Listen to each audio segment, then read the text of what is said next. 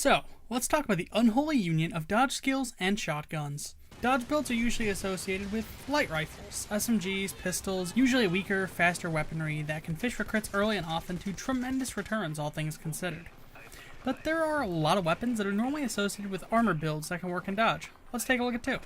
For this first build, my core skills are Shotgun CQB, Impact, Close By, All Aced, and Overkill Basic to trick out my shotguns as much as I can, Resilience and Die Hard Aced along with Transporter, Bullseye, Shotgun, and Iron Man Basic for a lot of armor, Aced Hidden Pockets, and Shockproof, Aced Optical Illusions, and Specialized Killing, the basic dodge skills, Up You Go and Swansong Aced, and my little melee widget I always seem to use.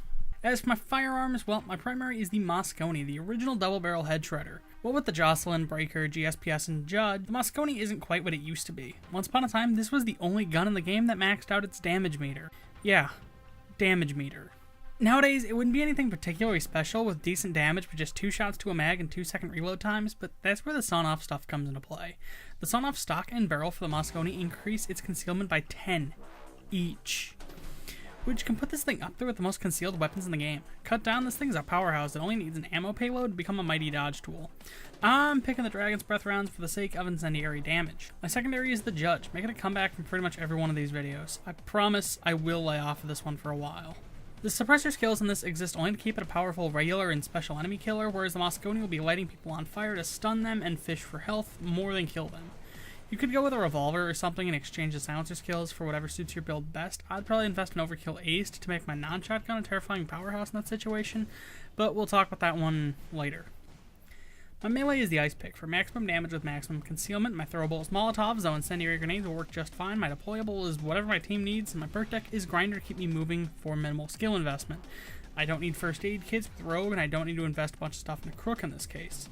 And the light ballistic vest will be keeping those pesky bullets out of me. So how does this build work? Well, remember my first ever video on Grinder? It's essentially just a cleaner version of that. I've got 10% crit chance and 5% dodge, plenty of health and regen, and my shotgun makes sure people around me are giving me health, whereas my secondary finishes them off for good. It works and it works well, but we've kind of already done this one, which I realized just a minute too late for this video, literally as I was writing the script. So how's about we make something a little bit different? So for the second build, I'm not going to have any of the tank skills or Iron Man, but I am going to invest in Aced Underdog and Overkill. We'll be running a non-shotgun in this build, so we ought to make it the best it can be. I also grabbed Basic the Professional just to keep my silenced weapon in this build outputting maximum damage. Lastly, I picked up Equilibrium and Gun at Basic, which should be a telltale sign of my secondary these days, but we'll get back to that one in just a minute.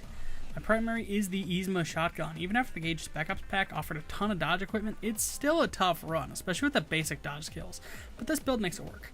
Triple Op Buck, the short barrel, silent killer, scope mount, hollow handle, compact laser module, rubber grip, any -1 sight in the wide stock, and we've got ourselves a crazy good gun. The Yzma needs a decent chunk of skills to keep it running on longer encounters. This is the gun that got all those silencer skills. 8 more stability and 30% more damage are amazing traits for a gun like this, putting it up to nearly 80 damage a shot, full auto, and 88 stability. I can hold the trigger and mow through a crowd in just a few shells. The other nice thing with the Yzma is its pickup rate is intense.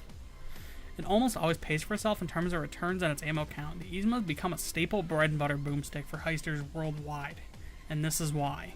My secondary is the Parabellum pistol. I couldn't really get another shotgun working for this build other than the Judge, and I figured I'd rather take a more reliable headshot machine to handle snipers and distant foes the Yzma couldn't reach. Short barrel and concealment boost, and that's all it needs.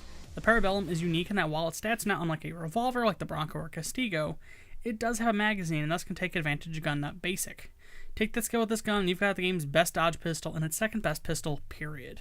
For my perk deck, I am running X-Presidents. Some dodge video, huh? Honestly, you probably could replace Overkill and Underdog Ace and pick up Uppers Ace and run Rogue and be alright, but personally I wanted to be a little self-sufficient, and given my streak of making builds that hinge on Uppers Ace and then ending up in lobbies with 3 other dodge guys and having to bring a dock bag, I figured I would stray away from that method of dodge running for just this video. Again, play around with the skills and see if you can't get Uppers Ace if you want to run this as a Rogue build. It's very flexible. My melee, throwable, and deployable are all the same as the last build. Ice Pick, Fire based on whatever respectively, though I'm sticking with the suit in this build for the sake of better X-Pres regen. This build is actually quite stellar. The Yzma rips and tears into crowds until it's done, and the Parabellum means I'm not stranded upstream without a paddle when snipers start rolling in. I can mow down enemies and tuck myself away behind cover to heal myself, and it only takes a quick burst out and back behind cover to restock my shotgun, most if not all the way. Both these builds are Deathwish viable, for sure, though their usefulness is limited on 1 due to the strict requirements of builds for that mode. There's not terribly many dodge shotguns in Payday 2, and what's there is powerful, but they do follow a lot of the same rules. Pick up as many of the shotgunner skills as possible. Invest in Swan Song to clear out packs of enemies that do kill you. Have a reliable sidearm that can pick up any slack and stick with your team and cover your allies if you don't have much else to bring to the table. You don't have maxed out sentries, or any ace deployable for that matter, and without Inspire, your heal game isn't anything particular worth writing home about, so the most you can do is protect your team with your ridiculous stopping power, so you better make the most of it. I hope you enjoyed. Until next time, see you around. If you liked this video and you'd like to see more, I'd recommend subscribing. Patreon and social media links are in the description.